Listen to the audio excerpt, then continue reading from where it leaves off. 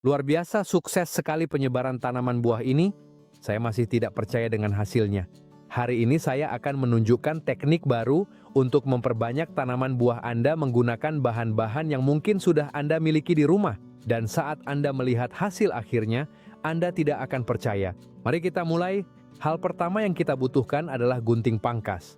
Karena jelas kita harus memotong dan menyiapkan stek kita. Kita juga akan membutuhkan baskom kecil yang akan menjadi tempat kita melakukan hampir seluruh proses perbanyakan dan sebuah cutter yang akan kita gunakan sedikit nanti. Kita juga akan membutuhkan bubuk kayu manis. Anda pasti sudah punya sedikit di rumah dan nanti saya akan tunjukkan persis untuk apa kita akan menggunakannya, karena itu akan memiliki fungsi yang sangat penting dalam metode ini. Dan sekarang tibalah salah satu rahasia dari perbanyakan ini. Daun pohon dedalu. Ini sangat menarik bagi kita karena pohon dedalu mengandung senyawa alami yang berkaitan dengan perakaran dan akan berguna untuk menyiapkan air tempat kita menyimpan stek kita. Dan tentu saja, kita juga membutuhkan bintang utama dalam video ini, stek kita. Dalam kasus ini, kita akan mencoba dengan 3 tanaman buah yang berbeda. Stek pohon lemon, stek pohon persik, dan stek pohon jambu biji. Dan terakhir kita akan membutuhkan selembar kecil polistirena yang diperluas. Tergantung negaranya, Anda mungkin mengenalnya sebagai polyespan, gabus putih, anime, unicell, atau bahkan telgopor. Nah, sekarang kita mulai prosesnya. Hal pertama yang harus dilakukan adalah mendapatkan stek kita. Untuk itu kita langsung menuju ke pohon buah kita. Dan dengan gunting pangkas, kita potong 1 dahan jambu biji, 1 dahan lemon, dan 1 dahan persik. Setelah kita mendapatkan ketiga stek tersebut, kita akan menyiapkannya. Kita buang ranting-ranting kecil dan hampir semua daunnya. Kita bisa menyisakan beberapa helai daun jika mau, tapi sebenarnya itu tidak perlu. Kita bahkan bisa membuang semuanya. Dan mengapa kita melakukan ini? Karena saat ini stek tersebut belum memiliki akar, dan kita ingin mencegahnya kehilangan terlalu banyak air melalui daun. Semakin sedikit material tanaman yang harus dijaga, semakin kecil risiko ia mengalami dehidrasi selama langkah-langkah awal ini. Setelah stek benar-benar bersih dan siap, kita lanjut ke langkah berikutnya. Sekarang kita ambil baskom kita dan isi kira-kira sampai setengahnya dengan air. Dalam kasus ini saya menggunakan air keran, jadi Anda tidak memerlukan sesuatu yang istimewa.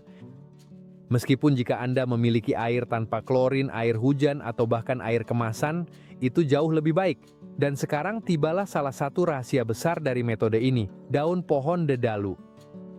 Kita akan menambahkan sekitar 1 sendok makan langsung ke dalam air dan mengaduknya dengan sangat baik selama sekitar 30 detik. Pohon dedalu sangat menarik untuk jenis perbanyakan ini karena senyawa alami yang dikandungnya seperti asam indolbutirat dan asam salisilat yang dapat membantu kita selama proses perakaran. Jadi kita aduk dengan baik dan biarkan semua senyawa ini terlepas secara bertahap ke dalam air. Dan jika Anda tidak tahu di mana mendapatkan daun atau kulit pohon dedalu ini, jangan khawatir karena saya akan meninggalkan informasinya di deskripsi. Dan jika Anda masih belum menemukannya, beritahu saya di kolom komentar di bawah dan saya akan membantu Anda mendapatkannya. Sekarang kita lanjut ke langkah yang opsional, tapi sangat saya rekomendasikan, menambahkan sedikit hidrogen peroksida. Dalam hal ini, kita akan menggunakan hidrogen peroksida 3%, yaitu jenis 10 volume yang biasanya kita miliki di kotak P3K. Kita tambahkan sekitar 1 sendok teh ke dalam air dan aduk rata agar tersebar ke seluruh wadah. Dan untuk apa kita melakukan ini? Terutama untuk membantu menjaga air dalam kondisi yang lebih baik dan mengurangi perkembangbiakan mikroorganisme yang pada akhirnya bisa memengaruhi stek kita. Jika hidrogen peroksida yang Anda miliki adalah 20 volume, yaitu sekitar 6%, kita akan menggunakan setengah dari jumlah tersebut. Dan ingat, langkah ini disarankan tetapi sepenuhnya opsional. Jika Anda tidak memiliki hidrogen peroksida, Anda tetap bisa melanjutkan metode ini dengan sempurna. Nanti saat kita mengganti airnya, kita akan menambahkannya lagi dengan tetap menjaga proporsi yang sama. Sekarang kita ambil kembali stek kita dan seperti yang Anda lihat, kita punya sedikit masalah. Steknya terlalu panjang untuk ukuran wadah kita. Kita perlu agar nantinya stek tersebut benar-benar berada di dalam propagator tanpa menonjol keluar dari bagian atas. Jadi kita hitung tinggi yang kita butuhkan dan kita potong kira-kira sedikit di bawah bagian tengah, selalu menyesuaikannya dengan ukuran wadah kita. Setelah kita mendapatkan ketiga stek dengan ukuran yang tepat, kita akan menyiapkan area potongannya. Dan di sini kita punya trik kecil lainnya. Jika Anda memiliki lidah buaya atau aloe vera di rumah, kita akan memanfaatkan gelnya untuk menutupi bagian bawah stek dengan sangat baik. Cukup oleskan gelnya ke seluruh area potongan. Langkah ini opsional, tetapi bermanfaat bagi kita karena lidah buaya membantu menjaga area tersebut tetap terhidrasi dan mengandung berbagai senyawa nabati yang dapat mendukung kondisi awal stek. Dan tepat setelah itu, kita akan menggunakan bubuk kayu manis kita. Kita aplikasikan sedikit saja pada area yang telah kita potong, menutupinya dengan tipis. Dengan stek kita yang sudah siap, sekarang tibalah salah satu bagian paling menarik dari seluruh metode ini. Kita akan membuat penyangga yang akan membuatnya tetap mengapung di atas air. Dengan bantuan cutter, kita potong persegi berukuran sekitar 10 cm atau sekitar 4 inci. Ukurannya tidak harus tepat. Kita hanya perlu agar permukaannya cukup luas untuk mengapung dan menjaga stek tetap stabil. Setelah dipotong, kita buat lubang kecil tepat di tengahnya. Dan sekarang perhatikan betapa mudahnya. Kita ambil stek kita dan masukkan dengan hati-hati melalui potongan itu sampai terpasang dengan kuat. Dengan cara ini, styrofoam akan berfungsi sebagai pelampung kecil, menjaga stek tetap dalam posisi tegak dan bagian bawahnya terus bersentuhan dengan air. Kita letakkan langsung di dalam wadah dan ulangi proses yang persis sama dengan dua stek lainnya. Dan saat ketiganya sudah mengapung dan terpasang dengan sempurna, kita lanjut ke rahasia kecil lainnya dari teknik ini, menyiapkan fungisida alami sederhana yang akan kita gunakan selama proses berlangsung. Dan sekarang kita akan menyiapkan fungisida alami yang sangat sederhana, yang akan sangat berguna untuk melindungi stek kita selama proses berlangsung. Kita ambil wadah berisi air dan cukup tambahkan sedikit bubuk kayu manis. Kita tidak butuh lebih dari itu. Aduk rata selama beberapa detik agar kayu manis tercampur sebaik mungkin ke dalam air.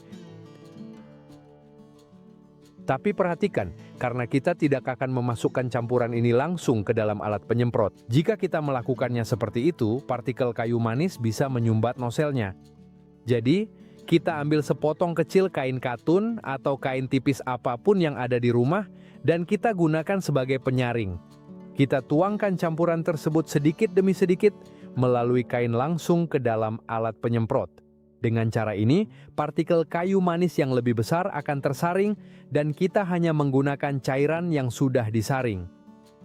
Setelah selesai, kita tutup alat penyemprotnya, semprotkan sedikit pada semua stek dan simpan, karena kita akan menggunakannya lagi selama perawatan.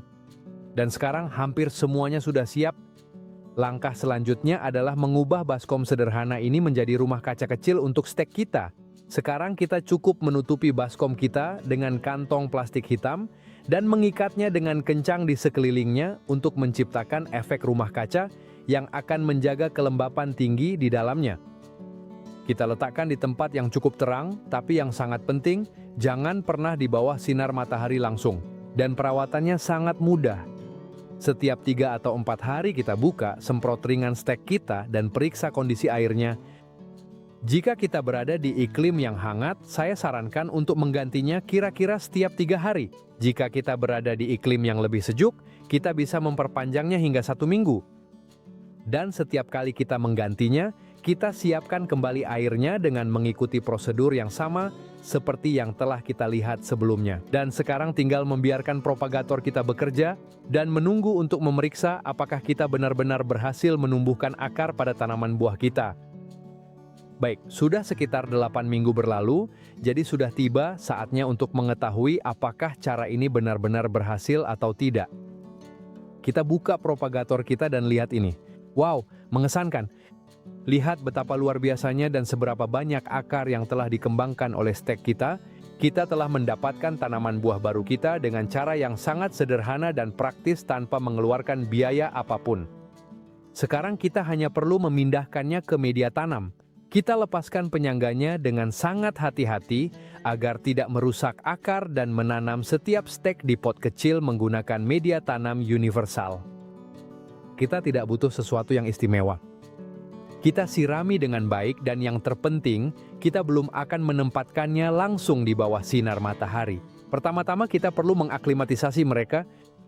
Selama kurang lebih 10 hari, kita letakkan pot-pot kita di tempat yang sangat terang atau teduh, tetapi selalu terlindung dari sinar matahari langsung. Praktis dalam kondisi yang sama seperti tempat kita meletakkan alat penyemaian kita sebelumnya.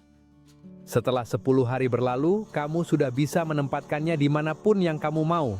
Dan lihatlah betapa mudahnya cara memanfaatkan sisa pangkasan atau memperbanyak semua tanaman buah yang kamu inginkan. Jadi, jika kamu menyukai metode ini, berikan like yang banyak dan beritahu saya di kolom komentar dari negara mana kamu menonton saya, dan terutama tanaman buah atau tanaman apa yang akan kamu coba. Kalau belum subscribe, silakan subscribe ya, karena bakal ada banyak metode menarik lainnya. Sampai jumpa di video berikutnya.